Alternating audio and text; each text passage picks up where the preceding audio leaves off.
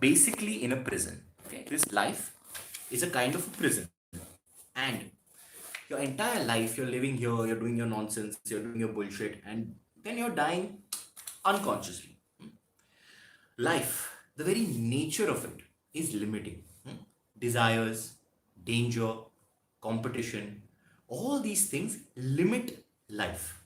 The original goal of religion was to liberate you, right? In fact, it was not even religion. It started as mysticism.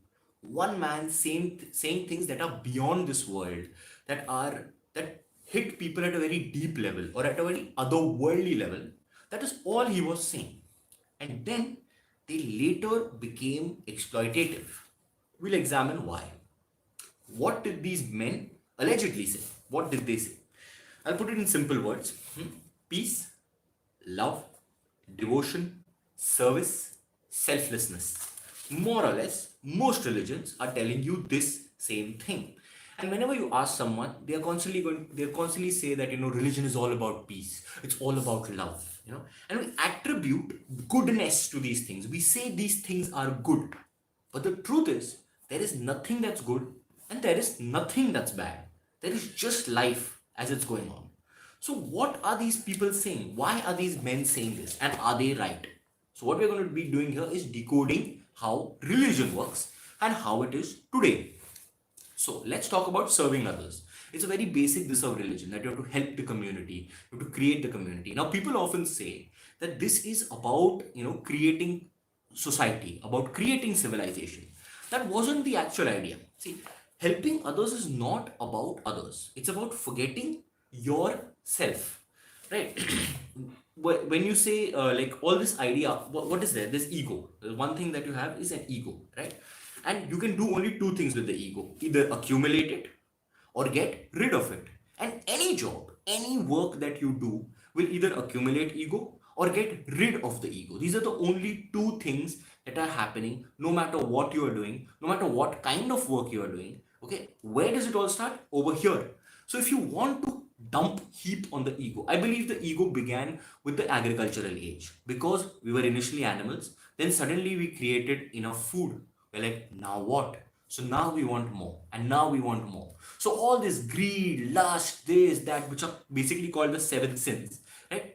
Sin essentially means forgetfulness. That means you have forgotten your true nature and you are dumping stuff on your ego. You're becoming even bigger ego, and you're forgetting the core, which is basically nothingness. Okay, so what are these men trying to say? They're trying to say, forget it. And any job that you do can either add to the ego or destroy the ego. And the easiest way to achieve the truth, okay, is losing yourself. And I don't mean drugs. I mean consciously putting yourself into one idea. And when you come back from that idea at the end of the day, right, you're a little less yourself. You're a little less who you think you are. You're constantly thinking about something else, constantly about something else. And then you eventually become nothing. You eventually become just life.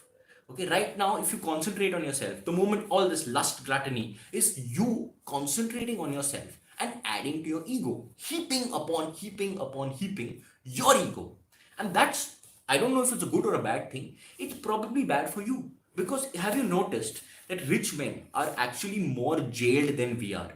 Right? Because they cannot just walk out on the road. Maybe if someone is really rich, a Bill Gates or something, if he walks out on the road, he'll have to take security. Okay, he'll have to ensure that he's safe. He'll have to inform at least the local police force, because it could create some issues. Because people want to see him, etc.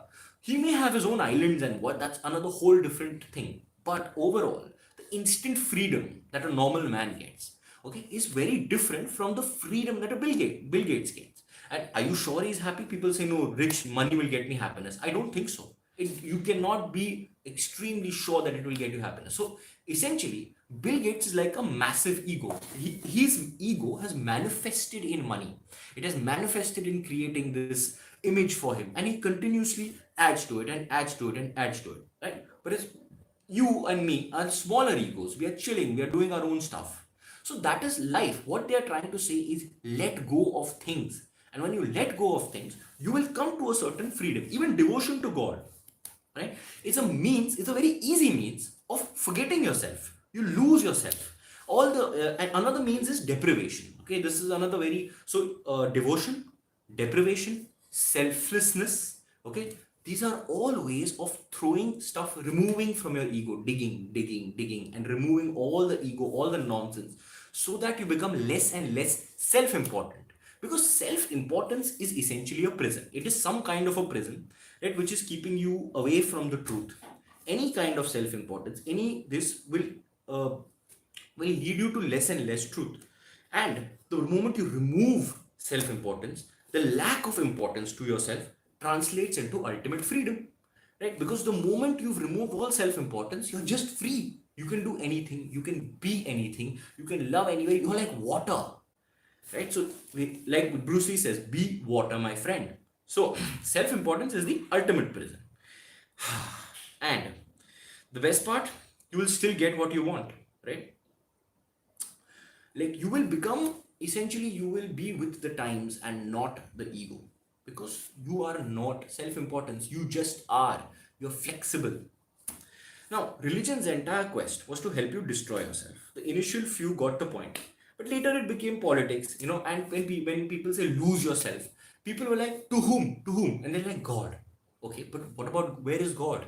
Right? And people do not understand anything other than idolatry. All religions are some form of idolatry today.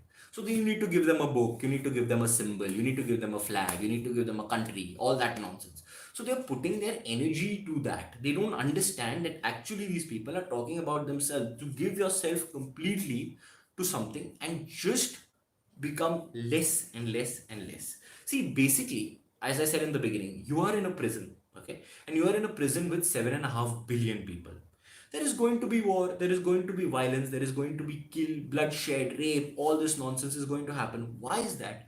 Because everyone is in that prison. And then the worst part is that they are in that prison of their own this. Now, talking about love, talking about peace, okay? These are all results of forgetting yourself. You are going to forget yourself. When you forget yourself, you're going to be loving, you're going to be peaceful, because there is no reason to hurt anyone else. You become everything, you become nothingness. So there is no opinion, there is no thought process. You just chilling, you're just enjoying life, you're free from the prison. The moment you're in the prison, there is going to be violence. But when you're free from the prison, is there a need to hurt somebody? There is none. So all this peace, love, all these things that these people profess, these are only a result of being something. And they are all methods of essentially forgetting oneself.